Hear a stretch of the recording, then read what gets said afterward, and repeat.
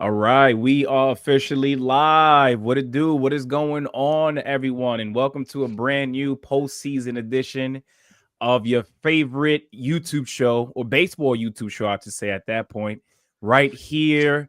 As always, I'm Ivan alongside Stefan. We are officially down to just 4 teams, folks. And you know what? Out of these 4 teams that we have, of course, in the American League, we got the Mariners and the Blue Jays, who, by the way, man, the Blue Jays, listen, man, if you're a fan of those dudes, not looking too good for them, but we'll get into that in just a bit. And then, of course, as we do the show tonight live, we got game one of the Brewers and the Dodgers. That's interesting. We're also going to provide, in-game reactions and all that stuff because it'll be happening, as I mentioned, while we do tonight's show. But, out of these 4 teams, Stefan, the only two that, and it's not that the other two don't deserve to be where they're at right now, right? I don't want to make it seem like I'm trying to say that by sharing this with you guys, but I believe the Dodgers and the Mariners are the 2 teams who I had both participating in the championship series. The Blue Jays and the Brewers, on the other hand, especially the Blue Jays, are a bit of a surprise for me. But anyway, we'll get into all that and more. Stefan, how are you feeling? I know you wanted to dive into something that we found out earlier today. So I'm gonna just say this like this. I got to get something off my chest. I'm doing good, brother. I'm a little. I'm kind of in the middle. I'm gonna explain to you what I mean, because you sometimes, whether you know it or not, you're my guiding light. You talk me off the edge with a bunch of this stuff, and I'm kind of like, I got a bunch of jumbled thoughts. So I know there ain't no couch, but you gonna have to be the therapist tonight for me, because I got some things I gotta get out. One, I'm doing good, man. We still got a little bit of a cough, but we kicked out for the most part. We're feeling good. Got my Giants fever on right now. You know what I'm saying? But I am a little perturbed. I'm gonna use the word perturbed because I woke up this morning and this afternoon rather, and it comes out that Mike Schilt they said he retired. They said, oh, he wanted to get away. His health is not great. This is the same Mike Schultz that said early in the season, not even 6 weeks ago, I want to come back. I want to manage this team. We got a good team. I think we can make some noise. I think this is the same guy that said, hey, I want to be here for this franchise. I want to be here with this team. Now, all of a sudden, I know 6 weeks you lost in the playoffs, so that changes things. But you still had 2 years left on the contract. And now, all of a sudden, you're citing physical, mental, and all these different problems, which who's to say what happens? But if you read everything that's come out about this from the people that cover the Padres, the people that cover the team, that follow the team, somebody even left a comment on our TikTok saying he was pushed out. I saw, yeah. This wasn't an average retirement where we say, oh, we're going to retire and this is the way it's going to end. It almost feels like, to me, that the Padres are like, you know what? We can't win with him, so we're going to push him out.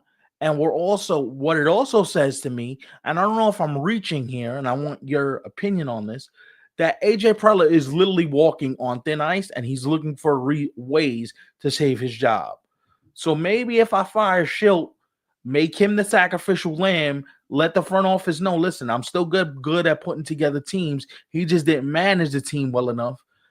Maybe Preller, is trying to save his own rear end. Here's why I think it's wrong. What I think it's wrong is that you're in no position to comment on anything.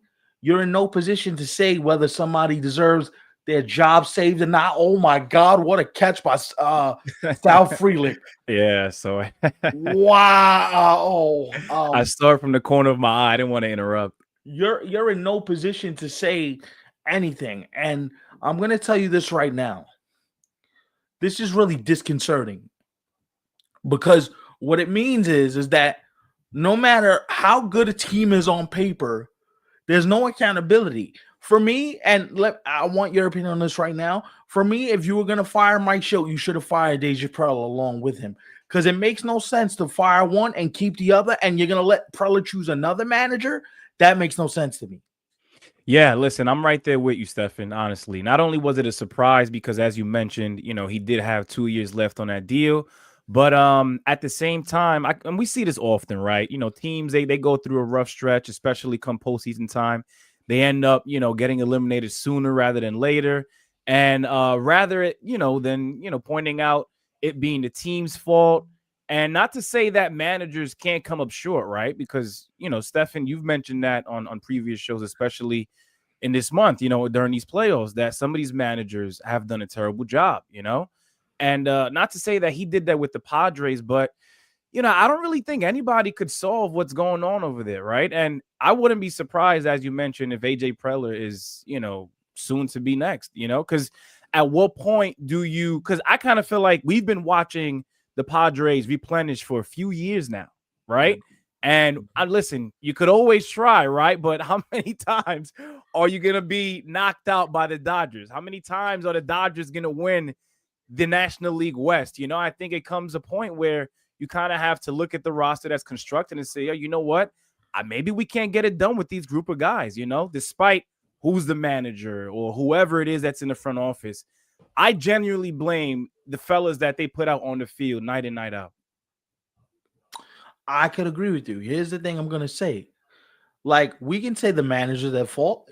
Sure, if you want to blame the manager and say the manager, his poor game of usage of the players that I provided you, if you say that his pitching style, especially in the postseason, the way he managed the bullpen, the rotation, pulling Dylan Cease after 4 innings, doing the things he did, managing backwards, cost him his job, that's fine.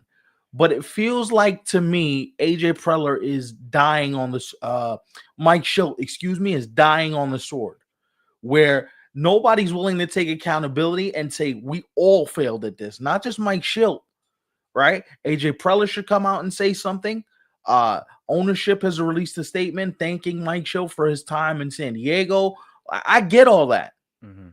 The problem I have is, where is their accountability for AJ Preller? You put together video game like rosters and you still are in the same position you've been in for the last 3 or 4 seasons now. And at this point, when is it going to fall on you? Enough. How many managers has he fired already? Right. I think I counted 3. How many players have they traded away? Right. So, but I'm just focusing on the managers right now. Mm-hmm. Jace Tingler from 2020 to 2023. Bob Melvin from 23 to 24 or 25. And then 23 to 22 to 23, I think. And then this is your 3rd manager in 5 years. How many kicks at the can you going to get before it's like, all right, man, you had enough. Like, you had enough. And here's the other thing I'm going to ask San Diego. If he's not the guy, then who are you going to get? Right. Who are you going to get? Are you going to tell Albert Pujols, don't take the Angels job, come here and manage this team? Maybe if Albert comes, but I think what the Padres need, you're not going to be able to let them provide, right? Because if I'm the Padres, you know who I'd hire right now? If he's physically able to do the job, I'd hire Ron Washington right now. I would. You need an old school baseball dude that knows the game inside. None of this sexy, DeRosa, this, that. No, you need a guy that's going to walk in the clubhouse. The moment the boys see him, it's game time.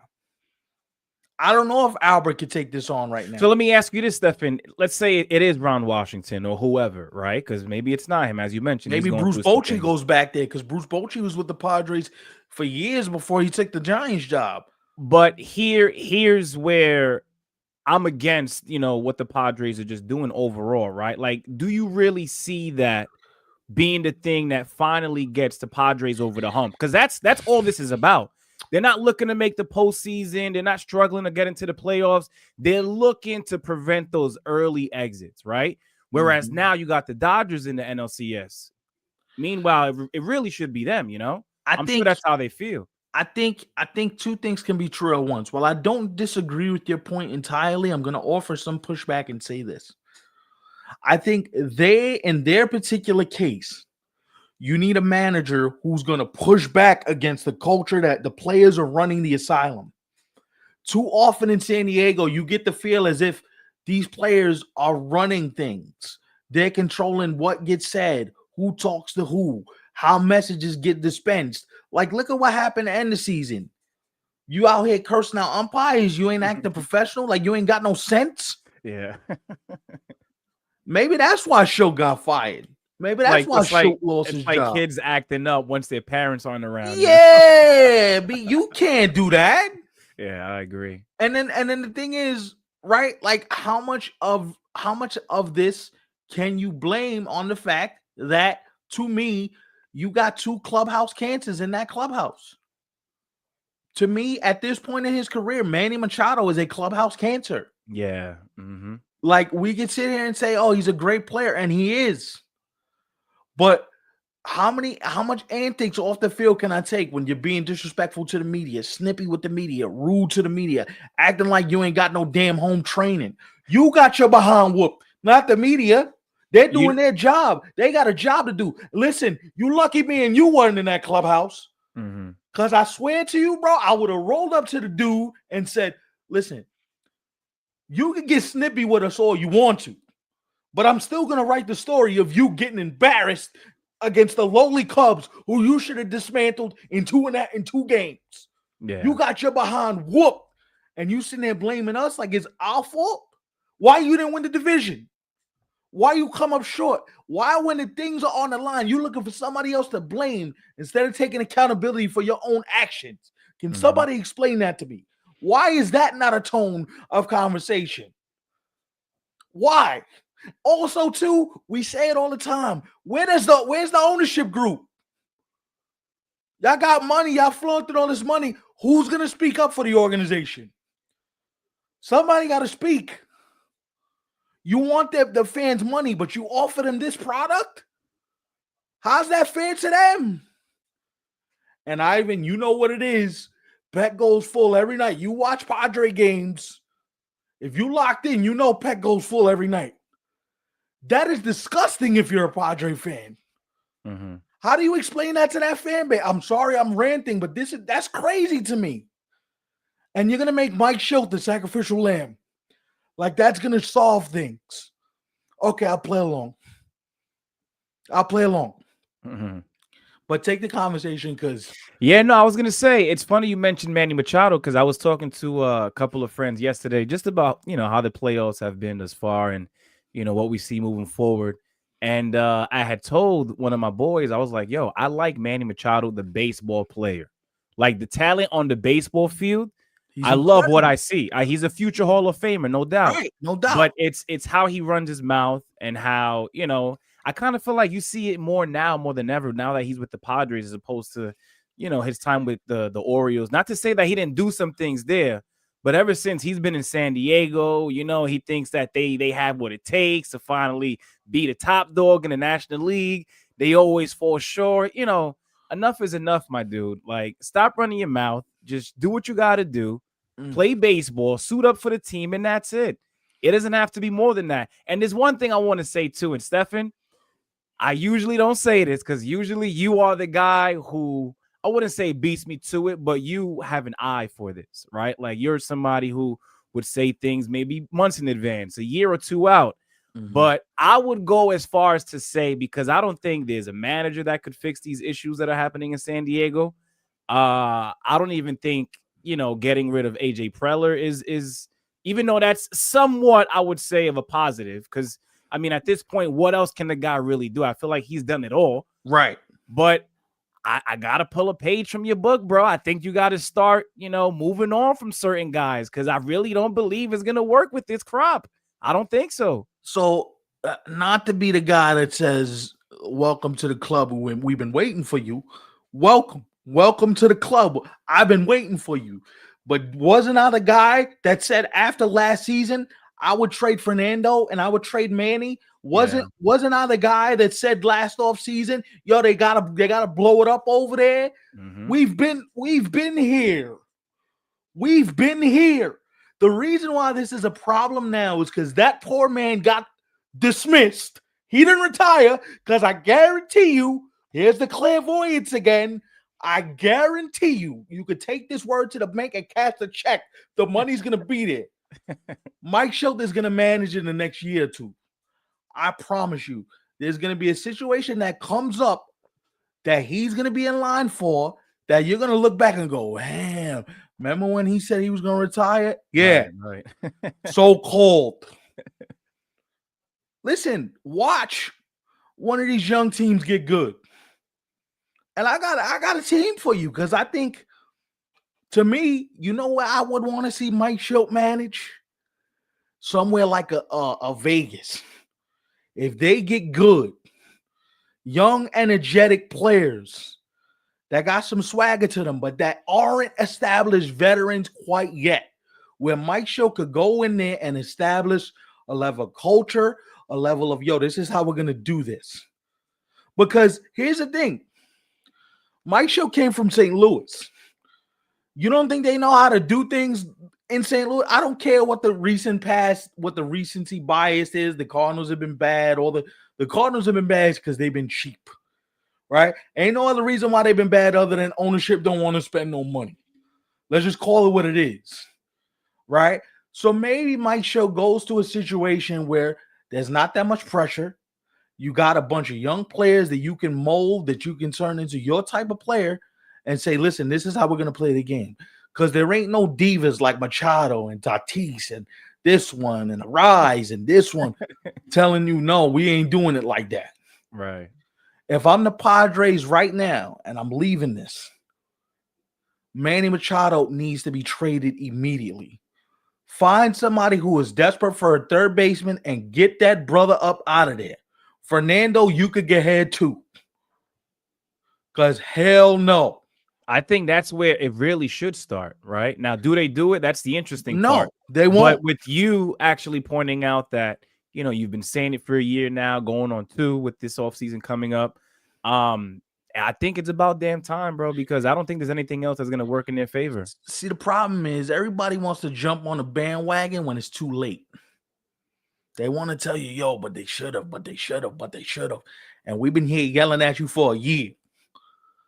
Not just to poke the chest out, not to act like them dudes, but when y'all gonna take us seriously, bruh? When? What else do we gotta do before y'all realize, you know what I mean? It's at that point we gotta take it seriously. Right. You know what I mean? It's one of oh boy. It's one of those things where you oh, sorry. Go ahead, Stefan. I got it. You gotta be able to take it and be like, hey, somebody got to be held accountable for this, right? The manager has to be held accountable. If we're going to sit here and say it's on the GM for putting the roster together, it's on the same GM to fire the players or to trade the players that are not doing their jobs. Right. At that point, this is what it's about. There cannot be any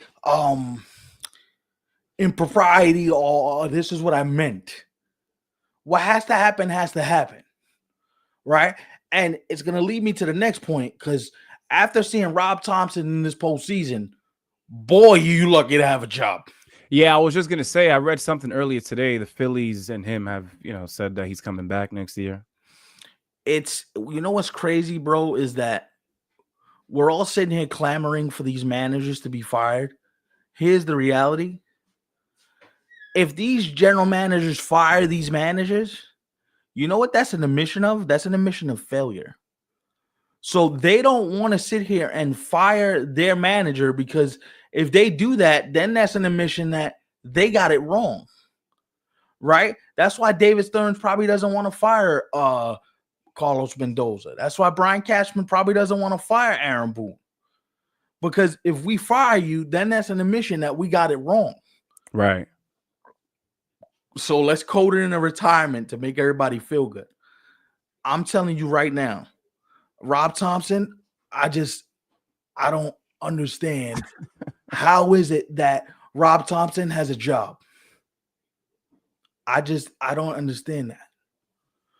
Like during the A lot playoffs. of trolls tonight. Sorry, folks, if you guys see anything popping up, but we're All taking good. care of it We on good. We our good. end.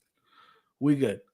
I find it interesting that during these playoffs, Rob Thompson got outmanaged. He did, And absolutely. that's with Dave Roberts having a brain fart in the middle of game two, not bringing in your closer till it was damn near about to lose the game. I mean, and, you know, not to really point this out in a way to defend Rob Thompson and the Phillies at all, but I think if you are going to go out, you would want to go out, you know, losing to a guy like Dave Roberts, who has the amount of experience that he's has thus far with the Dodgers, you know? I mean, it's tough, man. I'd Because rather go out losing to the best. While losing sucks, no matter who you lose to in the playoffs, right? But I'd rather go out losing to who could be the eventual, you know, team that comes out on top this postseason. The problem with that is, and I don't disagree, but you usually take this tack. Tell that to the fan base. Tell that to ownership who put millions of dollars into this roster, and you guys continuously since 2022 have regressed to the point where there's sometimes like you even ask yourself like, yo, why did we make the playoffs if you're gonna do all that? Right. If you're gonna do all that and you're gonna win all these regular season games and hit all these home runs and be this great team, then in October you shrink up and you shrivel up and you don't know how to get out or how to put the ball in play, or just the Phillies are another one. Mm-hmm. We just sitting there having a diatribe about the Padres, but what have the Phillies shown you in the last couple of years? Early playoff exits. That's what I'm saying. So at that, they have in common. So at that point, like, we can't just sit here and blame. We can't have one smoke for one team and then the other organization doesn't get the same smoke. I'm gonna tell you this right now. This offseason, I'm gonna say it. This offseason, I'm calling it out. This is gonna be the craziest offseason we've covered. Craziest? You think so? This offseason is gonna be insane. I hope so. 2 reasons why, and then we're leaving because I want to talk about these playoff series. Well, we ain't leaving, but we moving on. Nah, we're leaving this. Yeah. We're leaving this. I'll say this. I think at this point, right? Like, look at how this is setting up. Jeff Passan had an article on ESPN.com today where he talked about if the Dodgers win the World Series, right? That's gonna force these owners to really start thinking about a lockout, because the Dodgers aren't gonna stop spending. Mm-hmm. So they're gonna push for a salary cap system. They're gonna push for a salary floor. They're gonna push for all these different things, right?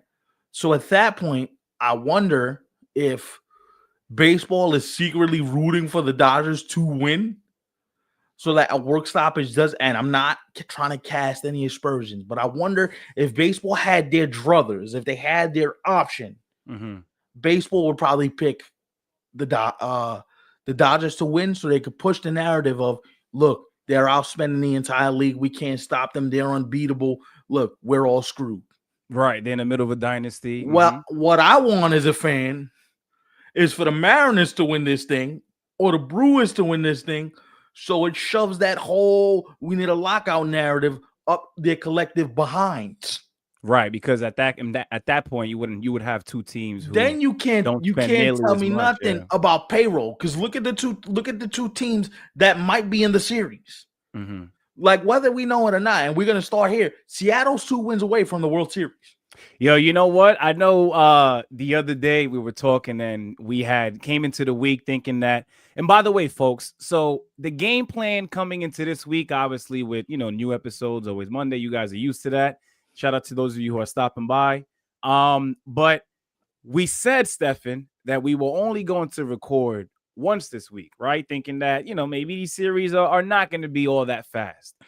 But you mentioned the Blue Jays and the Mariners, and I don't know, man, because the way the Mariners showed up in Toronto, it looked like it didn't matter who had home field advantage. At that point, let me ask you a question. So who knows if today's what? Monday? So they're off tomorrow. They come back Wednesday and Thursday to play 3 and 4. The way the Blue Jays look, I don't want to get ahead of myself, but the way they look thus far, just 2 games in, this series just might be over on Nah, Thursday. I'm gonna tell you this. I think two things are gonna happen. You're talking about two franchises that don't know how to handle success, Mm-hmm. right?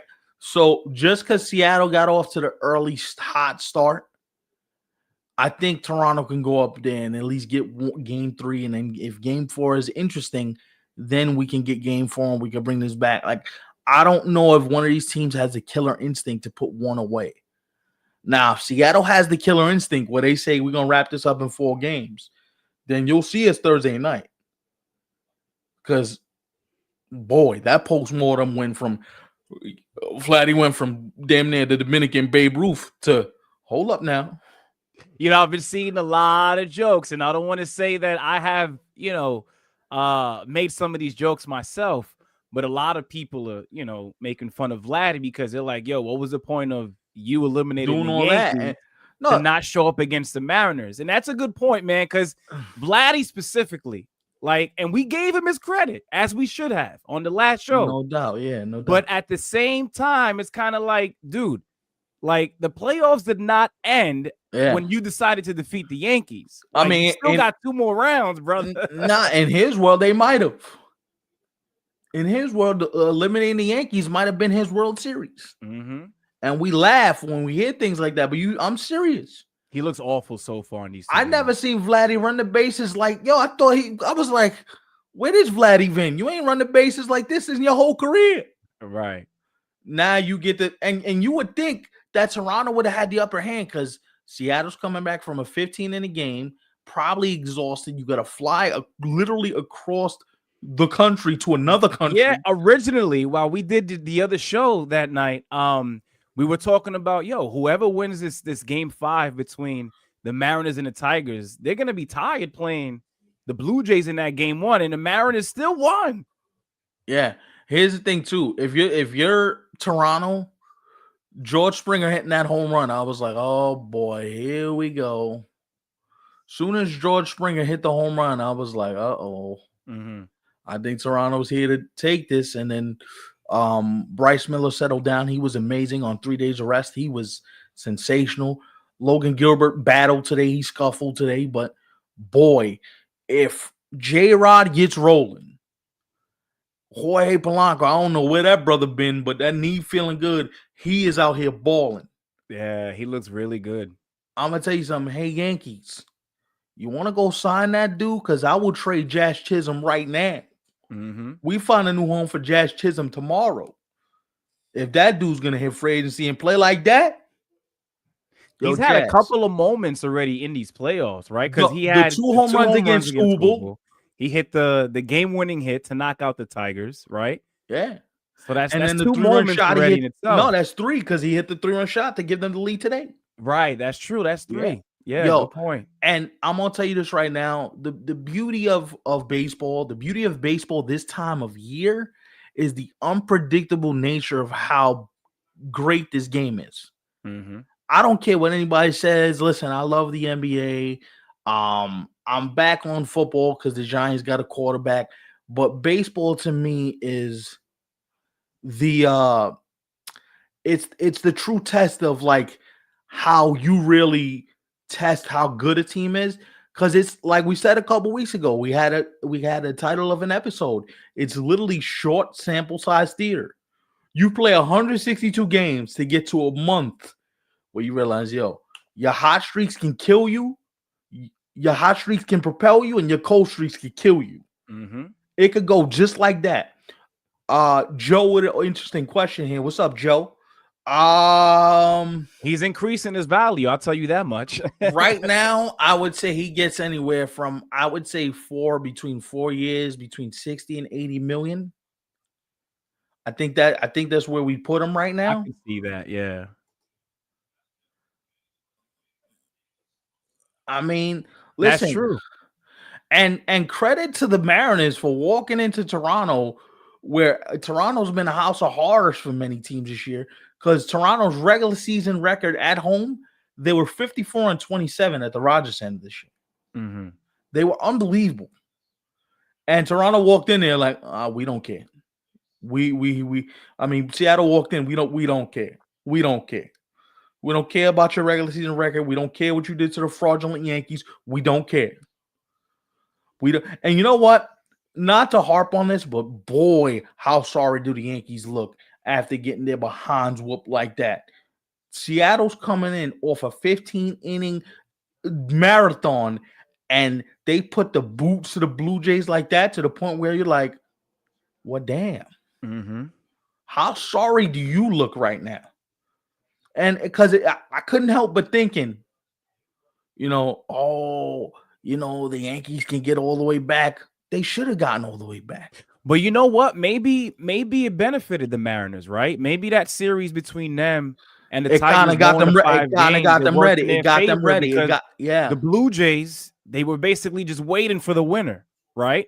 Not really doing much, and the Mariners are like, well, we still got more to look forward to because we have fight, scratch, and claw just to get here, dog. Yeah, we have no other choice but to do this. I'm gonna tell you something right now. If Seattle won these first two games without the usage of Brian Wu, you know what I mean? Like, we didn't see the full arsenal. Right. Who's on the roster now? See, Toronto, you might be in trouble, dog. That's why I said, listen, I don't want to wish no bad juju on the Blue Jays. If you're a fan of the team, no disrespect, but they don't look good. It might be. I'm not gonna say it's a wrap, but it's going to be awfully hard. I'll give. And you know what it really is for me, Stefan?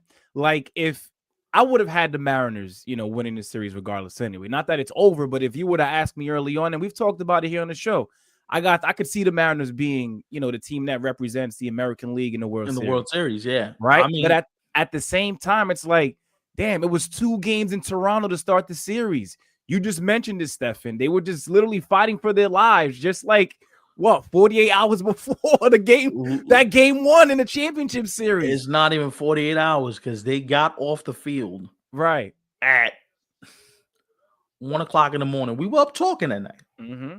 We stood up till maybe 1 o'clock. I told you they walked it off, and we got off, right? And I'm like, yo, me and you, I'd have been physically exhausted, dog. I'd have been like, hold up, we got a game. You said in 48 hours. Nah, hell no. Right. And then did you hear? They had plane issues leaving Seattle. Damn, that's crazy. They didn't get into Toronto till midnight. They didn't get into Toronto midnight Sunday. So you get into Toronto midnight Sunday. You win Sunday night. All right, adrenaline maybe. But you come out today and score a 10-piece? By the way, starting your Savage in a game that you had to have, bad idea, John Schneider. He did it to the Yankees because you had a 1-0 cushion. The moment and I'm going to say this too. I feel like I'm ranting this show, but it feels good because I got to let the stuff out, man. Can you explain something to me? I need your help. I'm dead serious about this. Kevin Gausman is cruising, my boy. He is out here dealing. Can somebody explain to me why he was pulled from that game with 76 pitches? Right, yeah. When your bullpen's the weakest part of your team? I thought the same thing. Hold on. I want to make sure we speak in English. Talk to me because I'm lost. Yeah. Help me. You know who else pointed that out as well? Jeter on the post-game coverage of that game. He was like, yeah, I don't understand why the Blue Jays took Gausman out so early. Like, who cares whether there was a guy or two on? Like, at that point, it looked like he was in control of that Mariners lineup, Listen, at that point, Rushman takes you bridge. I mean, not Rushman. Raleigh takes you bridge. Kyle Raleigh's been hitting everybody. Don't feel bad like he's just picking on you. He's been picking on everybody. Right. He's an equal opportunity picker. Yo, you get 1, you get 2, you get 3, you get 1, you get 2. He don't care. And here's the thing I'm going to ask you. Knowing that your rotation is already compromised, you let the team see your bullpen and put yourself in an even more compromised position where you didn't even let him get to the 7th or the 8th. You pulled him in the 6th. That means you had to get at least 9 outs, maybe 11 outs, if I'm not mistaken, because I only think he got 1 out in the inning. You had to get more than 9. Are you kidding me? Are we being for real? As the Dodgers take the lead, Freddie Freeman. Who else? Freeman. Yep. Wow. Like, what are we doing? Yeah. And the other thing is too, at some point you're gonna go to a bullpen game because you don't have the rotation like the Mariners. And that's why I like the Mariners, bro. I think the Mariners are well-rounded, Yeah. the pitching, the bullpen, the lineup, and no shade to the Toronto lineup. But listen, where you fellas at? I mean, 3 runs tonight wasn't enough. 2 runs yesterday wasn't enough. No, they only scored 1. No, yesterday was 3-2 or 3-1? It was 3-1. 3-1, right. Yeah. They scored 4 runs in 2 games. Mm-hmm. And I'm going to tell you something right now. You didn't even see Toronto's best pitchers yet. You lucky Brian Wu in 100%. Because, boy. Then you got to deal with Luis Castillo back at Seattle with that crowd going full-throated, absolutely insane. I'm pulling for the Mariners, bro. And not because the Blue Jays eliminated the Yankees. I just want the story of a fan base who's been suffering for many years. That city, when they're good, there's nothing like Seattle when the Mariners are good. That's crazy. The story might continue because they've achieved 2 things this season, right? The last time they won the American League West was over 20 years ago. 2001, yeah. The last time they made it to the championship series was also 2001. Yeah. So the story hasn't ended yet, man. They just might, do it all. And you know what's crazy is that you're starting to see J-Rod kind of get the feel of, oh, I'm one of them. You know what I mean? I'm one of them. Kyle Raleigh already knows he's one of them. But J-Rod, we've been waiting for the J-Rod moment where we look at him and go, oh, this is who you are. This is who you are. This is what it's supposed to look like. That ball he hit today, Yasevich threw him 3 straight splitters. He was like, that third splitter, he was like, all right, I'm going to just hook this down the left field line. Right? Like, how dare you do that? How dare you throw me 3 straight splitters like that? You out of your mind? You know who I am? Right. You know what I do? Listen. TD, what up, bro? It's been a while since we last heard from you. What's going on, brother? He's been out the country. Outside of the country. All right. We got to keep that in mind, man. TD tends to go all over the world at random points. I mean, the beauty of what the Mariners are doing, too, the Mariners are doing what the Blue Jays did to the Yankees in the last series. You throw something up and a fastball up, they're going to get to it. Josh Naylor, boy, oh boy, watching that guy hit is funny. He yanked one out today, stole another base, by the way. Can somebody explain to me how the dude with the second slowest sprint speed in the big leagues? What are we talking about? How does this guy end up with a huge stolen base, 2 huge stolen bases to set up rallies, and nobody does nothing? Nobody's yelling, yo, step off, nothing. Right, because he's not the fastest guy. You gonna let him just take the bag?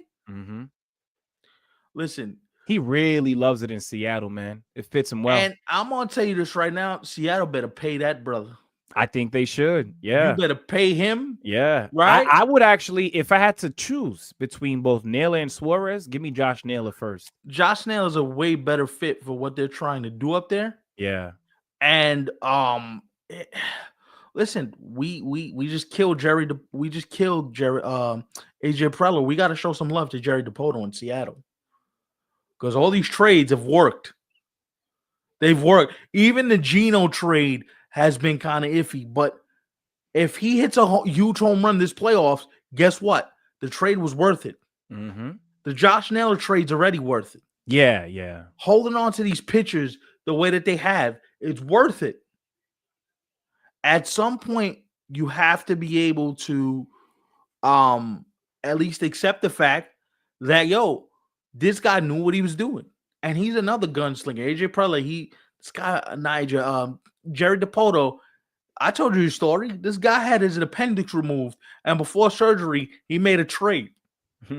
He's literally waiting in like the patient area. And he made a trade.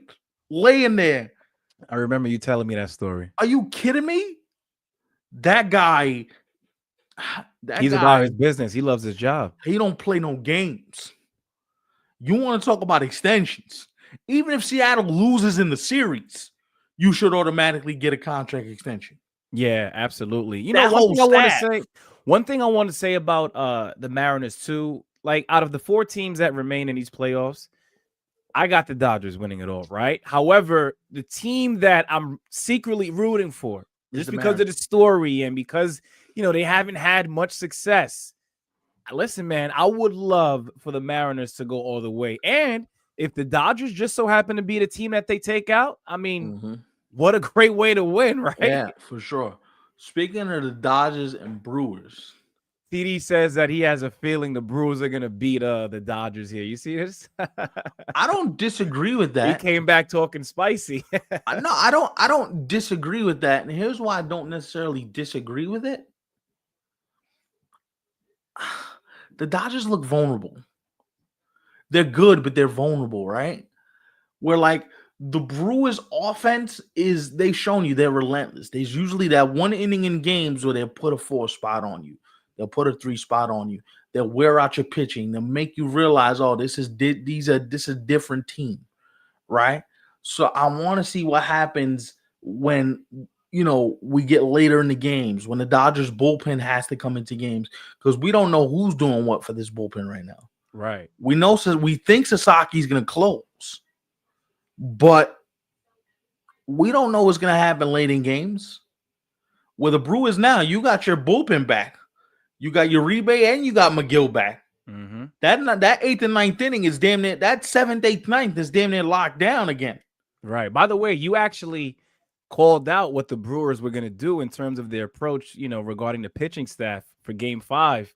And it's crazy because at that point, it wasn't even announced yet, right? So this was just something that you had thought, and you was like, yo, I think the Brewers should go with McGill to open up the game in that Game 5. And they did exactly that, man. It's crazy. Sometimes, I watch these games and, as a fan for content purposes, I mean, the list goes on. But also, I remember some of the things that we say here on the show before it even happens in real time. And it's like, damn, man, like Stefan, he called it, or maybe I had mentioned something, But to your credit, you were right. And it worked out for them. Sometimes I feel like that's moment stuff, right? Like in the moment, watching these series, watching these games, watching how these things all come to be, you got to think outside the box sometimes, because when you get to a 5-game series, especially, they done seen your bullpen, you done seen theirs. They done seen every possible look you could throw at them, right?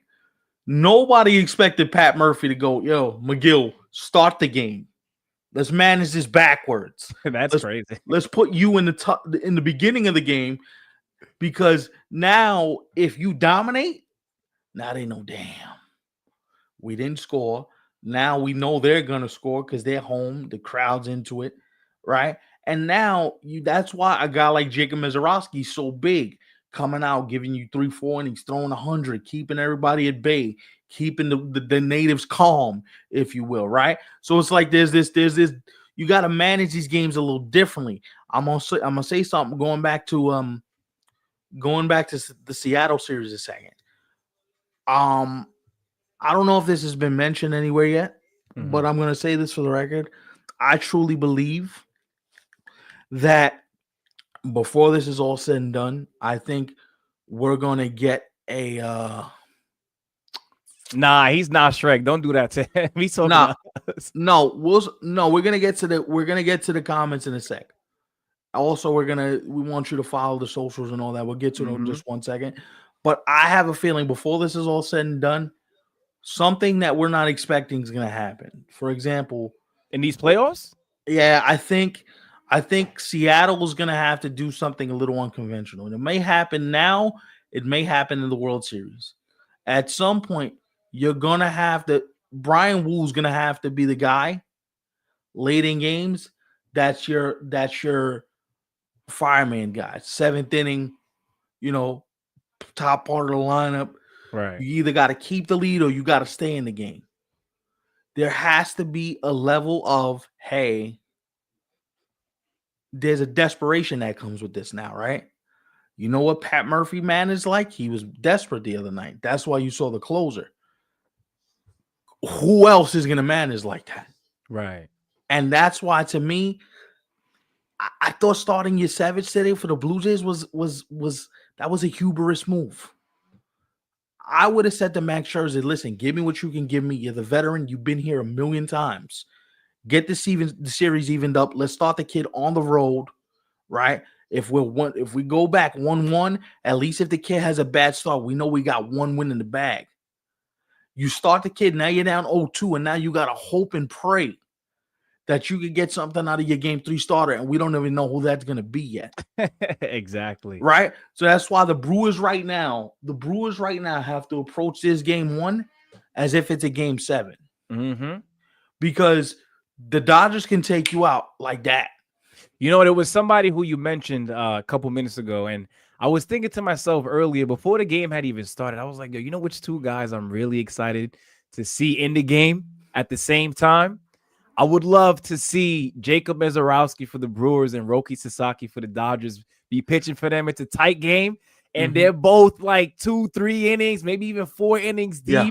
And they're just giving their all, man. I'm excited for that. I really listen. And I know it's coming at some point.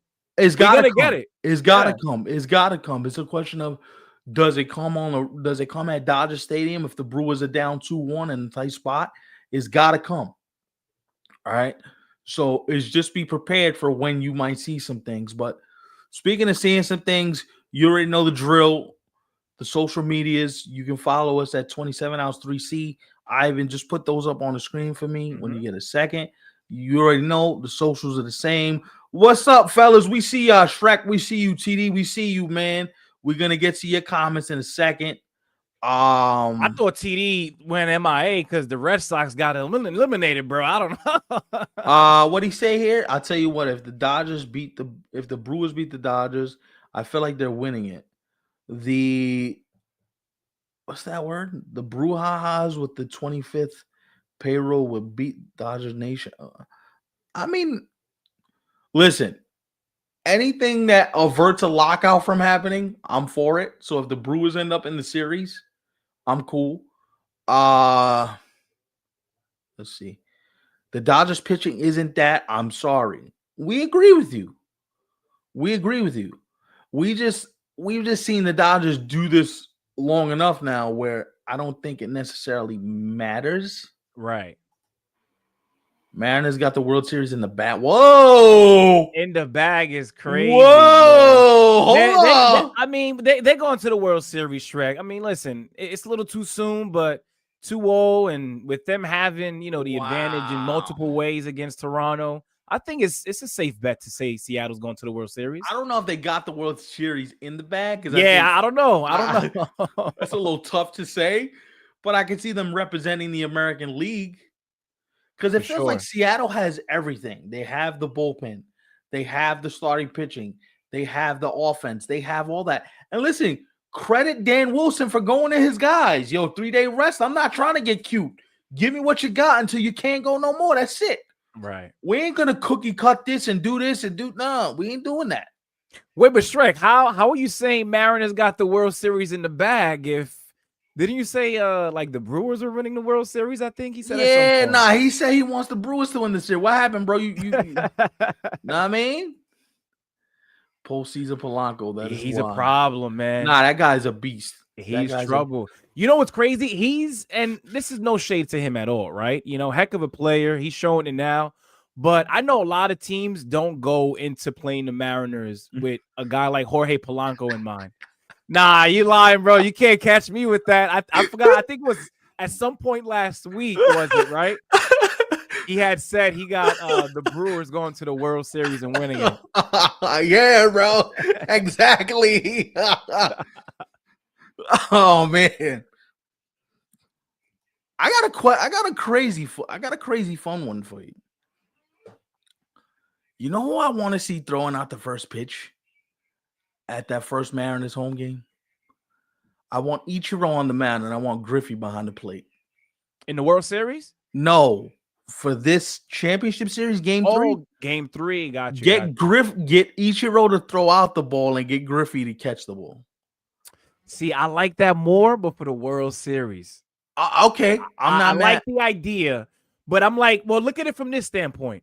Because Griffey technically already came out, right? But the Ichiro thing is different, let's say. Ichiro be dope. Right. But let's say you already had Griffey come out. You bring Ichiro out. I mean, who do you bring out in the World Series, right? You know what they're going to do because he's going to be there covering him for Fox? They're going to throw a Mariner jersey on A-Rod, and they're going to be like, yo. You think so? Of course. That'd be dope, man. It's been years. It's been years. I'll tell you this.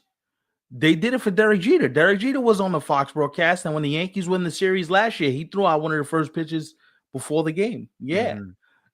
A-Rod being back in Seattle, they're going to do all this forgiving. Yo, come back out, throw the first pitch. They're going to show you love. Know what I mean? Now, you can't say Seattle's offense can't hit for nothing when Seattle just scored 10 runs, and they scored I think they scored 3 runs yesterday. They scored 13 runs in 2 games. That's a bit of a stretch of a statement there. The Blue Jays are supposed to be the team that, supposedly hits, and they're not. They're not hitting worth a damn right now. To be honest with you, I kind of think they left their bats at Yankee Stadium. Somebody got to go back and find them things because I think they might have partied too hard, bro. I mean, listen, that Pop Smoke in New York. That disrespect, man. Yo, listen, a lot of people, they believe in karma. They say karma. Nah, that's not luck, bro. Seattle's been on fire for like 2 months, bro. Don't dismiss what they think. Seattle's lucky, TD? I mean, they were playing really good baseball even in September. Down the stretch, too. I can't. Yeah, the Blue Jays, I don't know. I still don't trust them. See, TD, your approach with the Blue Jays is, my approach. No, sorry. Your viewpoint of the Mariners is what I thought of the Blue Jays coming into these playoffs. It's what I still think of them now. Right. The Blue Jays got to damn near win the World Series for me to be like, yo, all right, I respect it. Wait, so, okay, he says he's not a Mariner believer. So are you telling me, TD, that you could see the Blue Jays making it to the World Series? I can't beam down 0-2 now, bro. I can't. Not anymore. If you came back split and you were going to Seattle game 3 tied up, I'd have said, all right, all is fair game, right? Seattle, Toronto might get one just to not get swept, just to get it back to Toronto. That's all I'm giving them is one. But that might be all you get. Nah, TD, I don't see it. Nah, I don't think their pitching is good enough to help them advance. Here's the thing. If do we even know, because Chris Bassett pitched today, so we know he's not starting tomorrow. Do we know game 4, the 3 and 4 starters for Toronto? We don't even know that yet. I'm assuming Max Scherzer is going to get the ball in game 3. Just off an assumption. You're on the roster. You're not taking up space on this. You're here for a reason. So I'm assuming he's going to get the ball. What happens, right? If he gets the ball, he gets shelled. He gives up 5 runs in 3 innings. That might happen. They've already seen your bullpen, brother. Yeah. I don't know. And as far as the Brewers go, I like the Brewers, but there's something about a champion who's been here before, who knows how to navigate the terrain. You can never discount the champions till the champions are eliminated. Yeah, they swept the Dodgers this year in the regular season, right? They played each other 6 times. The Brewers won all 6 games in the regular season. Yeah, but in the playoffs, that means nothing. No, of course. I'm just talking about the matchup leading up to now. Like, it's been advantage Brewers. Yo, this guy Blake Snell is dominating 1 hit through 6 innings, bro. Yeah, 3 for 3 now. Blake is looking good. And then he had a good one against the Phillies, one against the Reds. Now, I mean. And here's the thing, right? If Blake gives you another inning, then the game gets shorter, right? You know Yamamoto's going to go out there and do his thing. He's not flapped. He's not bothered by none of it. And Shohei might go out there and dominate. Because so even if the Dodgers struggle a little bit, I just think they just know what to do, man. Kike's sitting in a big spot, might go He might hit one all the way to the beer statue. Like, I can't discount them, man. Yeah. Mookie putting a big at bat. Freddie just hit a home run. We didn't hear from Freddie Freeman for the first 2 rounds of the playoffs. But his Invitational's coming up. The Freddie Freeman Invitational, a.k.a. the World Series, will be here soon. So he might go crazy. But listen, right now, as it sits, we could be very wrong when we come back here, and we might be very wrong when we come back here in a few days. It might be Dodgers, Mariners, or Brewers, Mariners. Somebody might change the script. They might flip the script. Who knows? What I do know is that Anyone does, it'll be the Brewers. I want both. I want the Dodgers and Brewers series to go 7 games. Man, I don't want to say that. Like I want to, but I said that about previous series. It didn't even happen. It backfired. What I want and what I think is going to happen are two very different things. Right. I think the Dodgers end this in 5. Mm-hmm. I think the Brewers get 1 game at home just to say they got a game, so the fan base is not totally killing them. But isn't it amazing to say, yo, we were in the championship series with a payroll that's 24th in the league? Isn't that amazing? Yeah. That's amazing. That's why baseball is great. Mm-hmm. Is great because if you would have told me at the beginning of the year the Brewers were going to the World Series, I wouldn't have believed you. Neither I wouldn't have either. I would have said, nah, you out of your mind. That's crazy. You know, the last time they made it to this point was in 2018. And this is technically a rematch of the 2018 NLCS. And the 2020 Wildcard Series. Mm-hmm. Yeah. Yeah.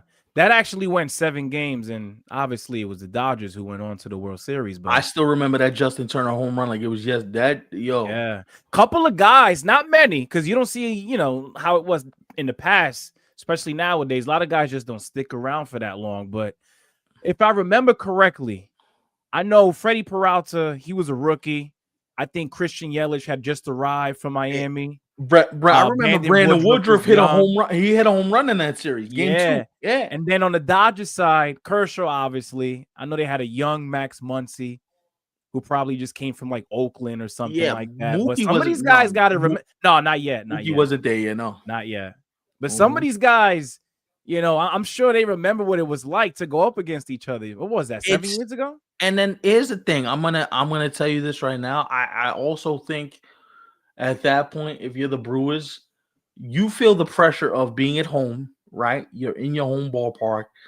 You're in front of your fans. So while it feels good because you get to play at home in a relaxed environment and all that stuff, the moment it goes bad, it might turn on you quick because then the momentum changes and the Dodgers feel like, oh, we got this, and because we've been here before. But I'm pulling for 7 games, and Milwaukee pushes them to the brink. I think Toronto gets done within 5. I don't see Toronto getting off the mat. Mm-hmm. I just think J-Rod's in a different place. I think the pitching is just too much. And then they didn't even have to use Andres Munoz today. Right. Which he got an extra day off. He pitched yesterday. He's not pitching today. Definitely not pitching tomorrow. That's 2 days off where he didn't even have to get up, warm up, stretch, throw, do nothing. He's going to be firing, ready to go in a game 3 in the 9th inning if the Mariners have the lead or it's tied. Mm-hmm. Yeah, absolutely. Boy, the whole equation of the series. See, one blowout can change the whole equation of a series. That's why I want all these games in this NLCS to be super close because I don't want there to be any sort of like, hey, this bullpen was the reason why they lost. That bullpen was the reason why they won. I want everybody to be equal. So no blowouts. Keep this thing close. And we'll see. Like, I even want Toronto to make this a series. Just the baseball fan in me says, yo, come back with some pride and make it a series.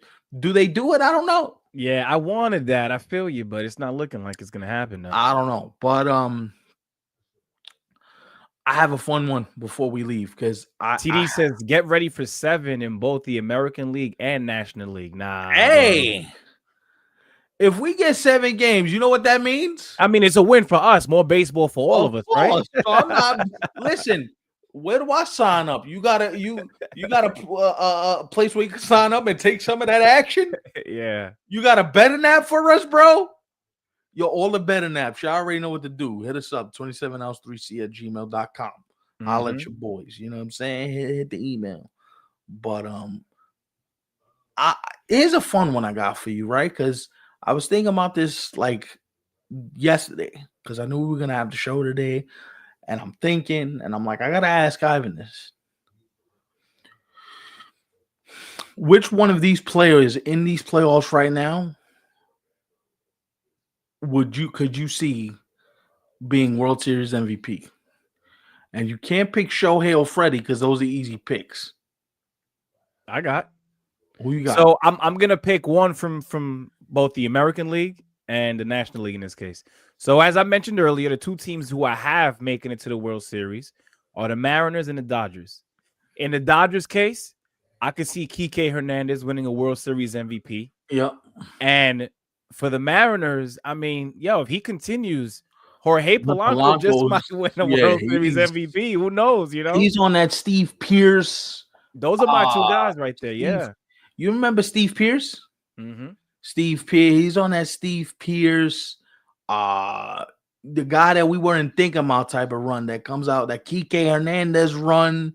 He's on a heater right now. So let's see if this sustains itself. But boy, if we get 7 games of both series, I'd sign up for that. But I gotta ask one off-season question. Because everybody's asking. So Pete Alonso wants 7 years from the Mets. Does Pete Alonso even sniff 7 years in the open market? How old is he? I think he's 31, maybe. He will be 31 in December. I think he could get it. You think he needs 7 years? I think he could get it. What do you think? Max is 5? I think he's lucky he maxes out at 5, bro. Right. 7 years is crazy. I mean, if it is 5, then I'm sure he's going to be paid lovely, though, for those 5 years. I mean, if you get 5 at like 35, you sitting on a nice little bag. That ain't nothing to sneeze at, right? Like, 7 years means Pete Alonso would be playing baseball until he's 38. 38, which I don't know if I'm doing that. I know. Like, I don't know if I'm a team interested in them. I think the most I would go is maybe 4 or 5 years. What I would really want to do is go 3 years with an option on the 4th year and tell them, we'll put a team option and we'll give you 2 team options, which brings it to 5 years. But 7 is crazy. 7 is insane. 7 is bad. I see where you're coming from with it. Because it's not like if he was defensively stout, I would not have no issues with giving him 7 years. But defensively, he's not worth it. Now, how old is Josh Naylor? Josh Naylor? Let's see. Because he's a free agent at the end of the year. Josh Naylor is 28. Him, I would give 7 years to. Of course. Because you're going to get more prime years and more prime production. Right? Well, he brings 2 aspects to the game that Pete Alonso doesn't. Right. Josh Naylor's not a bad defender, and he's also going to steal you some bags as well. Pete Alonso doesn't do that. And also, too, he's going to get the clutch hit. Josh Naylor's a psychopath. I love the dude. Right. If I'm the Red Sox, that's somebody I'm trying to go grab up. Josh Naylor in Fenway would feed families. That would be crazy. Right. You know what I'm saying? I also think, especially if you were to put them in like pressured situations, both Naylor and Pete Alonso, I feel like, not to say that Pete Alonso can't get the job done, but in his case, he's looking to go yard, right? Yeah. Whereas Josh Naylor, he could do that, but I don't think he's looking to take you yard. Nah, his approach is more, I'm going to go gap to gap. If I hit one out, that's cool. So we got some Pete Alonso questions. Nick, what's going on? Does Pete Alonso end up in Boston? I'd like right now, the 2 places I have Pete Alonso going, I have him either in Boston or I have him in Chicago with the Cubs. Those are my 2 places. Pete Alonso, yeah. Right. But see, if the Cubs, I feel like that would be a plan B for the Cubs, though. Kyle Tucker's well, of course. He's not. I'm sure they're gonna try. He's not coming back. I agree.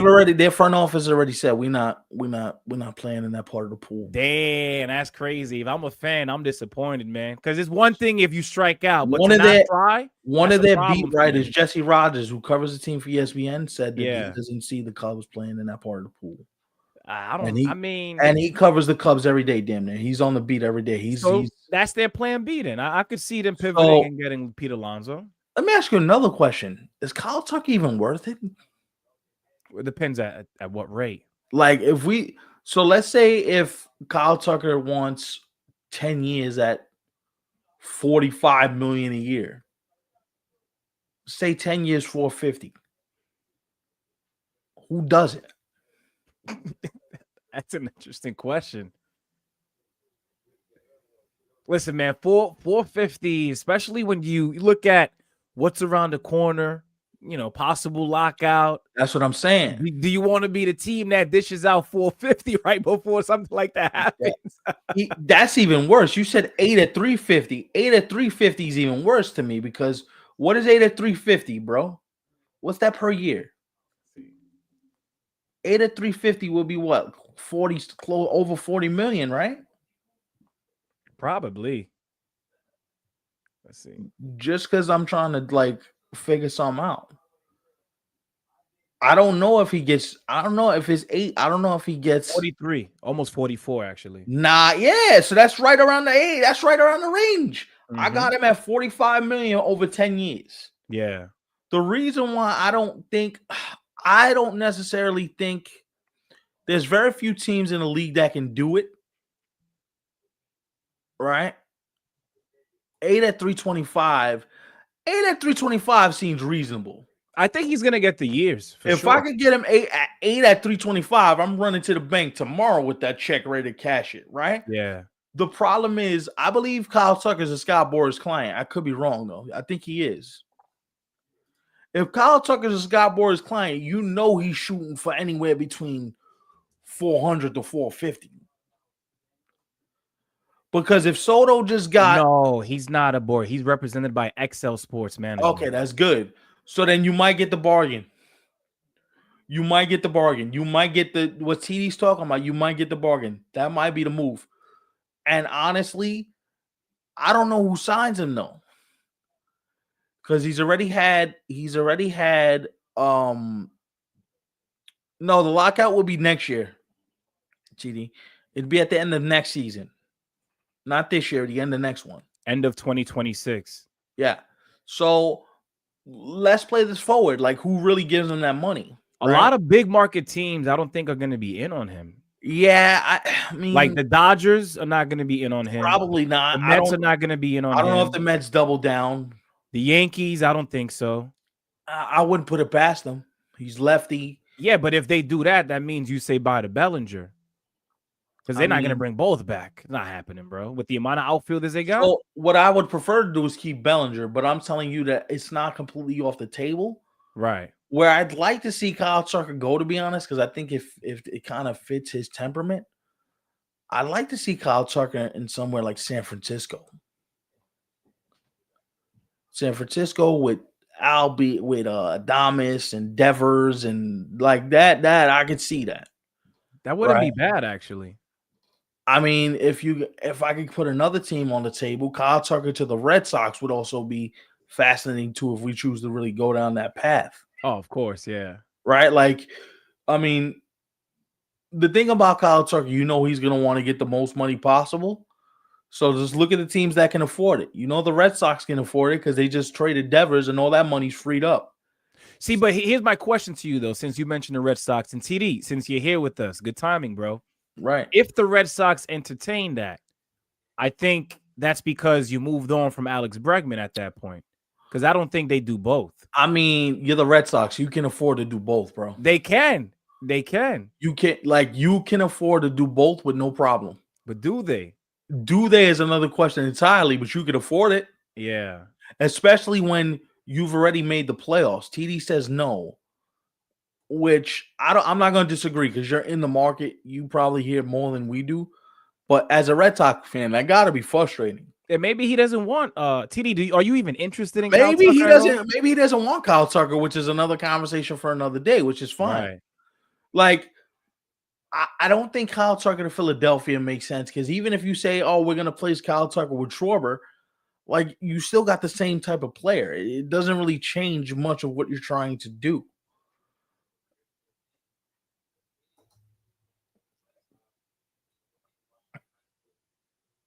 Okay. Yeah, I don't. But I think Alex Bregman opts out. Absolutely, I think he I does. think he opts out, and I think if he goes back to Boston, it's going to be at a little bit of a higher rate. Like I can Shrek see, says the Red Sox are doing. I don't nah, see I that, can't do that. bro. They got to do Doing something. nothing this They offseason. just made the playoffs. You got to do something. You I got to thought do I thought they had a very interesting year. Finally made it back to the playoffs. Like you got to build. Nah, you got to build off that. You have to do Mhm. something. You got Garrett Crochet under contract. You got all this pitching under contract. Nah, they're gonna stop trolling, man. Nah, bro, they're gonna do more than that. Joe Ryan trade feels more likely now than it did during the offseason. Listen, for schoolball, it's going to come down to 3 teams rather. Yankees, Dodgers, Mets. That's it. That's it. The big I, 3 of them. do you even he's a Boris client, right? Yeah. So that means there's not even going to be extensions then at that point, right? I don't Listen, even think the Tigers get a shot. when he hits for it, that's what I'm saying. Yeah. He's opting out, bro. He's not sitting on that money and just leaving that money. He's opting out, bro. He already said basically he intimated after the game when they got eliminated, it's been fun to put this jersey on. We'll see what the future holds. That's code words for I'm opting out. He said that? I didn't hear that, bro. That's crazy if he did. What? TD says Scooble told the Tigers that he wants to go to the Red Sox. First I of all, don't believe that. He can't do that because that would be considered tampering, and the Tigers are not going to do something just to do it for him. They're not going to do him the favor. Right. Not while they still have a chance too. Nah, You know? hell no. I think they're trying to enjoy every single day with him. Scooble is going to decide where he wants to go during free agency, like every other free agent. It's not gonna that he doesn't have a preferential because here's the thing. If the Yankees or the Mets or the Dodgers outbid the Red Sox, he's not gonna say, "Oh, I'm gonna turn down all this more money because I want to be a Red Sox." That's not happening. I don't care how. Yeah, he's gonna opt out. Absolutely. Yeah, I see that. I definitely see Bregman coming back, and I hope he comes back too. He fits in that clubhouse. He fits what they're trying to do. That's why, to me, it makes sense. I don't necessarily believe it's a slam dunk. Wow, it was on the Boston Globe. So he already told the Tigers that he isn't resigning. That's interesting. Well, listen, he isn't resigning. That's fine. We all know that he's not resigning. Yeah, it doesn't mean it's the Red Sox. We know that doesn't mean that the Red Sox are going to be the one standing. If they are, that's a hell of a 1-2 punch between Crochet and Scooble. Oh boy, that should be illegal. But I'm going to tell you right now, yo, that's like 2 haymakers coming from the left side, bro. Tell you right now, you'd be penny wise and pound foolish to believe that the Yankees aren't going to get into this mix, that the Dodgers aren't going to get into this mix, that the Mets aren't going to get into this mix, right? That Toronto doesn't get into this mix. There's going to be teams that are, even if you got pitching, right, you're still going to get into the mix for him. Especially, yeah, just because that's how special the dude is. Right. I'm telling you right now, listen, look, he might end up at the Red Sox. I don't necessarily disagree with that.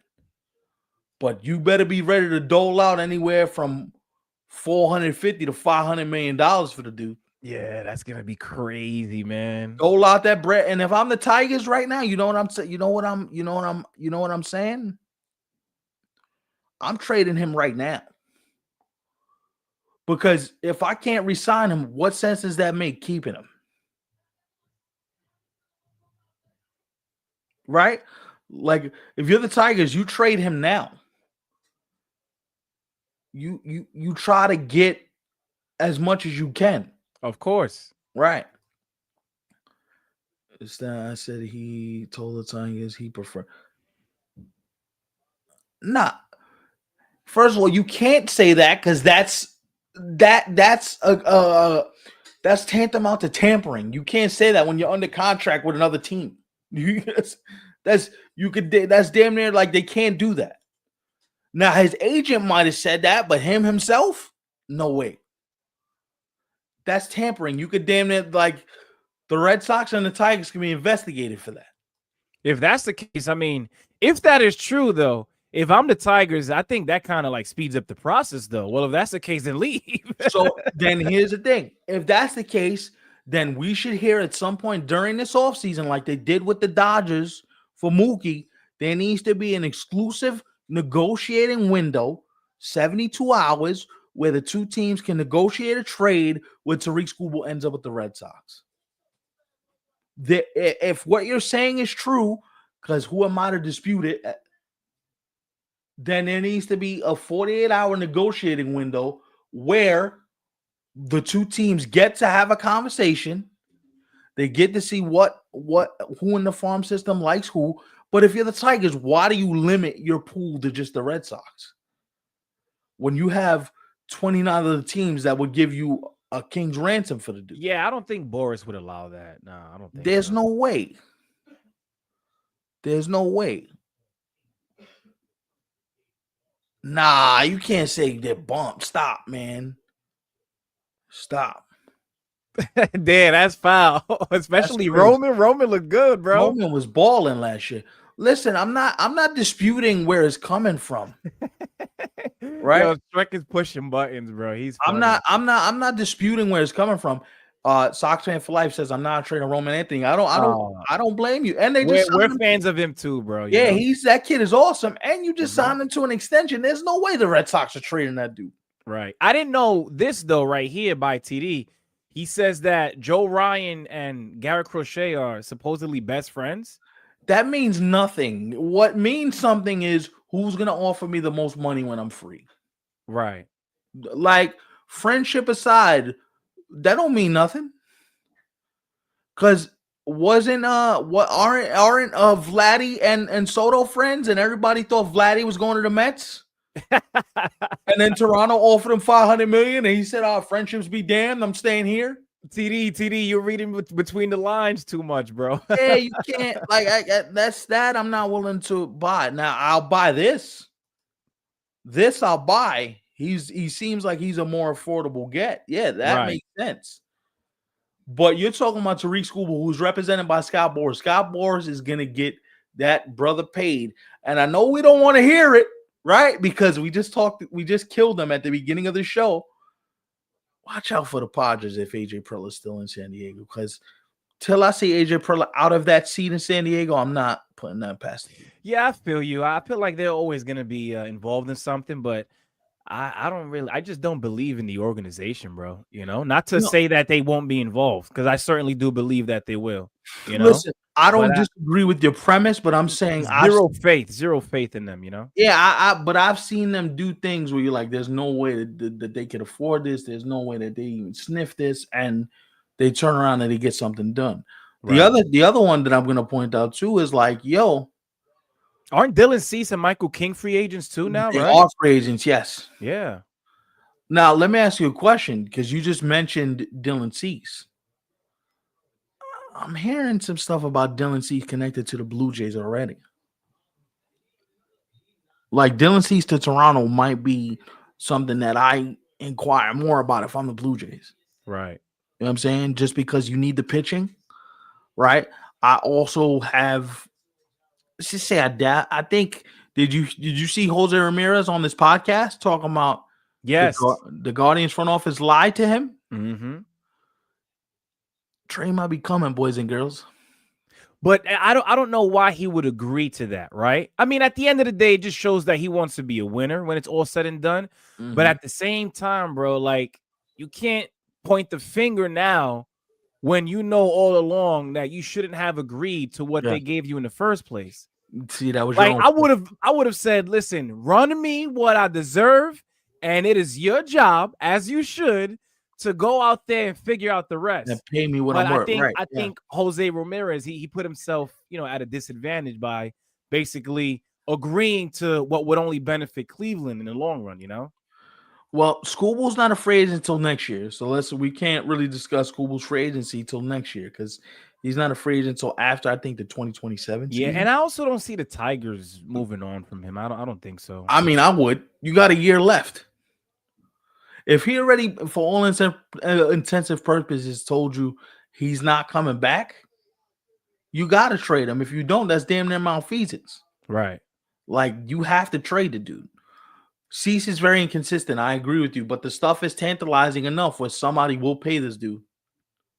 Somebody will pay him. No doubt about it. Somebody will pay him.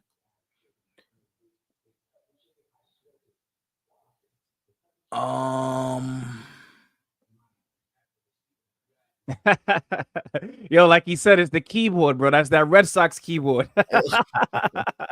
Speaking of keys, we gave you the keys to each series. I'm gonna tell you this.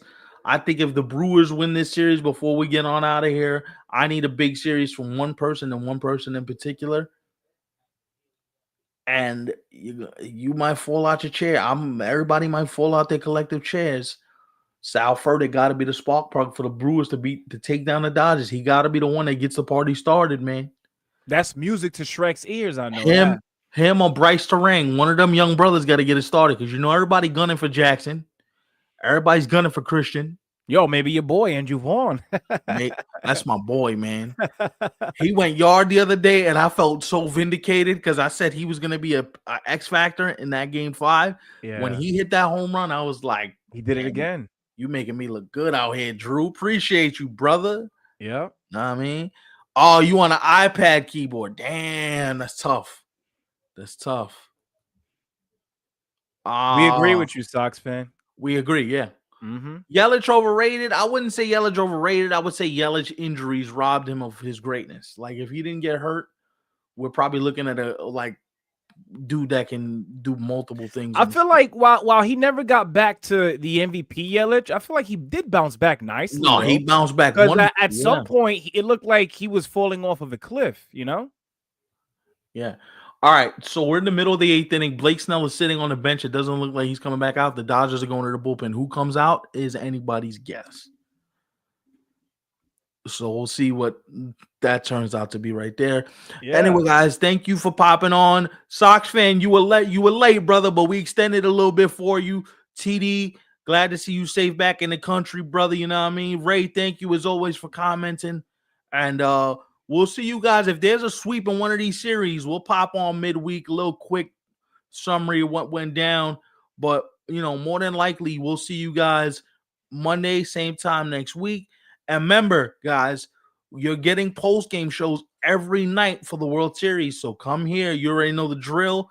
Every night that there's a World Series game, you will find us.